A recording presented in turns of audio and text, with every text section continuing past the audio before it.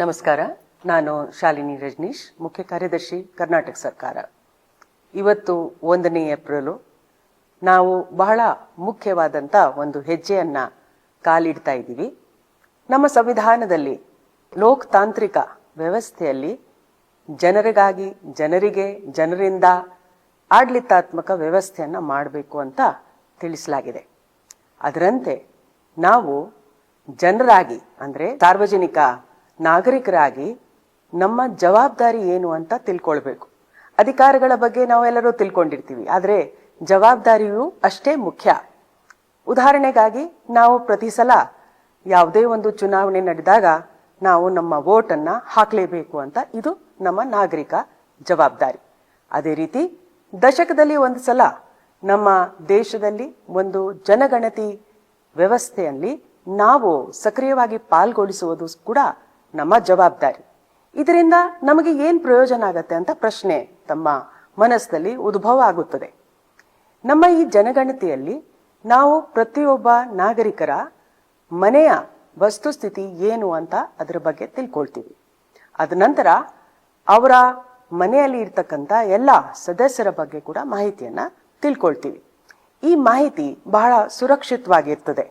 ಯಾಕೆಂದ್ರೆ section 15 census act ಪ್ರಕಾರ ಈ ಮಾಹಿತಿಯನ್ನು ಯಾರ ಜೊತೆಗೆ ಹಂಚ್ಕೊಳ್ಳಂಗಿಲ್ಲ. ಇದನ್ನ ಗುಪ್ತವಾಗಿ ಇಟ್ಕೊಳ್ಬೇಕಾಗತ್ತೆ. ಇದನ್ನ ಕೇವಲ ಅಭಿವೃದ್ಧಿ ಯೋಜನೆಗಳಿಗಾಗಿ ಅಥವಾ ಸರ್ಕಾರದ ವಿವಿಧ ಅಧಿಕೃತ ಯೋಜನೆಗಳನ್ನ ರೂಪಿಸಲು ಮಾತ್ರ ಉಪಯೋಗಿಸಬೇಕಾಗುತ್ತದೆ. ಈ ಸಲ ಬಹಳ ವಿಶೇಷ ಏನಂತಂದ್ರೆ, ನಾವು ಡಿಜಿಟಲ್ ಸೆನ್ಸಸ್ ಅನ್ನ ಮಾಡಕ್ ಹೊರಟಿದ್ದೀವಿ. ಅಂದ್ರೆ ನಾವು ಆನ್ಲೈನ್ ಮೂಲಕ ನಾವು ಈ ಮಾಹಿತಿಯನ್ನ, ಸೆನ್ಸಸ್ ಮಾಹಿತಿಯನ್ನ ತಗೊಳ್ಳಿಕ್ಕೆ ಹೊರಟಿದ್ದೀವಿ. ಹಿಂದೆ ತಮಗೆ ನೆನಪಿರಬಹುದು, 2011ರಲ್ಲಿ ಈ ರೀತಿ ಶೀಟ್ಗಳನ್ನ ತಗೊಂಡು ಸೆನ್ಸಸ್ ಅಧಿಕಾರಿಗಳು ತಮ್ಮ ಮನೆಗೆ ಬಂದಿದ್ದಾರೆ. ಅವರು ತಮ್ಮ ಮಾಹಿತಿಯನ್ನ ಇದರಲ್ಲಿ ಪಡೆದು ತಮ್ಮ ಸಹಿಯನ್ನ ಮಾಡಿಸಿದ್ದಾರೆ. ಈಗ ಇದನ್ನ ಸ್ಮಾರ್ಟ್ ಫೋನ್ ಮೂಲಕ ಅಥವಾ ಲ್ಯಾಪ್ಟಾಪ್ ಮೂಲಕ ಅಥವಾ ಕಂಪ್ಯೂಟರ್ ಮೂಲಕ ನಾವು ಮಾಡಲಿಕ್ಕೆ ಹೊರಟಿದ್ದೀವಿ. ನಮ್ಮ ಈ ಕಾರ್ಯಕ್ರಮದ ಅಡಿಯಲ್ಲಿ ವಿಶೇಷ ಒಂದು ಘಟ ಏನಂತಾರೆ, ಏಪ್ರಿಲ್ 1ರಿಂದ 15ವರೆಗೂ, ಅಂದ್ರೆ 15 ದಿವಸದಲ್ಲಿ ನಮ್ಮ ನಾಗರಿಕರಿಗೆ ಸೆಲ್ಫ್ ಡೆಕ್ಲರೇಷನ್ ಅನ್ನ ಒಂದು ವ್ಯವಸ್ಥೆಯನ್ನ ಮಾಡಲಾಗಿದೆ. ಇದರಲ್ಲಿ ನಾವು ನಮ್ಮದೇ ಸ್ಮಾರ್ಟ್ ಫೋನ್ ಅನ್ನ, ಲ್ಯಾಪ್ಟಾಪ್ ಅನ್ನ, ಕಂಪ್ಯೂಟರ್ ಅನ್ನ ಉಪಯೋಗಿಸಿಕೊಂಡು se.census.gov.in ಈ ವೆಬ್ಸೈಟ್ಗೆ ಹೋಗ್ಬಿಟ್ಟು ಕರ್ನಾಟಕ ಸೆಲೆಕ್ಟ್ ಮಾಡಿ ನಮ್ಮ ಮನೆಯ ಅಡ್ರೆಸ್ ಅನ್ನ ಕೊಟ್ಟು ಆ ಮನೆಯ ವಸ್ತುಸ್ಥಿತಿಯ ಬಗ್ಗೆ ವಿವರಣೆಗಳನ್ನ ನೀಡಬೇಕಾಗತ್ತೆ. ಉದಾಹರಣೆಗಾಗಿ ನಮ್ಮ ಮನೆ ಕಚ್ಚಾ ಮನೆನಾ, ಪಕ್ಕ ಮನೆನಾ, ನಮ್ಮ ಮನೆಯಲ್ಲಿ UGT ಇದೆಯಾ, ಇಲ್ಲ ಎಲೆಕ್ಟ್ರಿಸಿಟಿ ಇದೆಯಾ, LPG ಇದೆಯಾ. ಇದರಿಂದ ಸರ್ಕಾರಕ್ಕೆ ಗೊತ್ತಾಗ್ತದೆ ಗ್ರಾಮೀಣ ಭಾಗದಲ್ಲಿ ಅಥವಾ ನಗರ ಪ್ರದೇಶದಲ್ಲಿ ಎಲ್ಲಿ ಏನು ಕೊರತೆ ಇದೆ, ಎಷ್ಟು ಜನ ಪಕ್ಕಾ ಮನೆ ರಹಿತರಾಗಿದ್ದಾರೆ ಅಥವಾ ಬೇರೆ ಬೇರೆ ಸವಲತ್ತುಗಳಿಂದ ರಹಿತರಾಗಿದ್ದಾರೆ. ಅದರಂತೆ ವಿವಿಧ ಯೋಜನೆಗಳನ್ನ ರೂಪಿಸಲು ಸಾಧ್ಯವಾಗುತ್ತದೆ. ಸೆಲ್ಫ್ ಸರ್ಟಿಫಿಕೇಶನ್ ನ ಇವತ್ತು ನಾನು ಸೆನ್ಸಸ್ ಅಧಿಕಾರಿಗಳೊಂದಿಗೆ ಸ್ವತಃ ನನ್ನ ಮೊಬೈಲ್ ಫೋನ್ ನಲ್ಲಿ ಮಾಡಿದ್ದೀನಿ ಮತ್ತು ಕೇವಲ 5 ನಿಮಿಷದಲ್ಲಿ ಈ ಮಾಹಿತಿಯನ್ನ ತುಂಬಿಸಿ ಸರ್ಟಿಫಿಕೇಟ್ ಅನ್ನ ಪಡೆದಿದ್ದೀನಿ. ಸರ್ಕಾರ, ನಮ್ಮ ರಾಜ್ಯ ಯಾವಾಗ್ಲೂ ಮುಂಚೂಣಿಯಲ್ಲಿ ಇರ್ತದೆ. ಪ್ರಗತಿಯಲ್ಲಿ ಪ್ರಥಮ ಸ್ಥಾನವನ್ನು ಹೊಂದಿರೋದು. IT-ಯಲ್ಲಿ ವಿಶೇಷವಾಗಿ ನಾವು ಅತಿ ಹೆಚ್ಚು ಜಾಗರೂಕರು ಆಗಿದ್ದೀವಿ. ನಮಗೆ ಇಂಟರ್ನೆಟ್ ಮತ್ತೆ ಮೊಬೈಲ್ ಫೋನ್ಸ್ ಆಕ್ಸೆಸ್ ಇದೆ. ಅದರಿಂದ ನಾಗರಿಕರಿಗೆ ಇದು ಬಹಳ ಸುಲಭವಾಗಿ ತಮ್ಮ ಅನುಕೂಲತೆ ಪ್ರಕಾರ ಯಾವತ್ತಾದ್ರೂ 10 ನಿಮಿಷವನ್ನ ತೆಗೆದು ಇದನ್ನ ಸೆಲ್ಫ್ ಸರ್ಟಿಫಿಕೇಶನ್ ಮಾಡಿದ್ರೆ ತಾವು ಈ ಒಂದು ಪ್ರಗತಿಶೀಲ ಕಾರ್ಯಕ್ರಮದಲ್ಲಿ ತಮ್ಮ ಕೊಡುಗೆಯನ್ನ ನೀಡಿ ಒಂದು ಹೆಮ್ಮೆಯನ್ನ ಪಡೆಯುತ್ತೀರಿ ಅಂತ ನಾನು ಭಾವಿಸುತ್ತೀನಿ.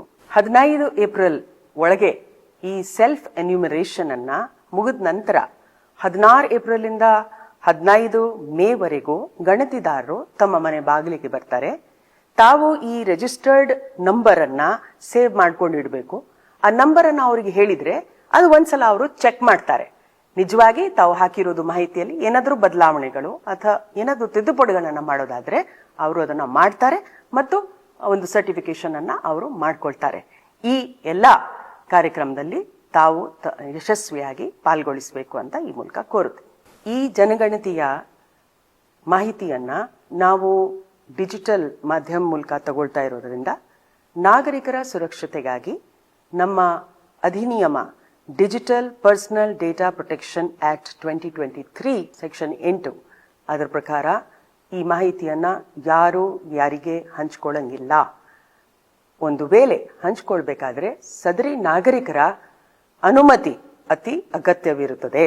ಆದುದರಿಂದ ಸರ್ಕಾರ ತಮ್ಮ ಪರ್ಸನಲ್ ಮಾಹಿತಿಯನ್ನ ಸುರಕ್ಷಿತವಾಗಿ ಇಟ್ಕೊಂಡು ಕೇವಲ ಅಭಿವೃದ್ಧಿಗಾಗಿ ಉಪಯೋಗಿಸಲು ಉದ್ದೇಶಿಸಿದೆ.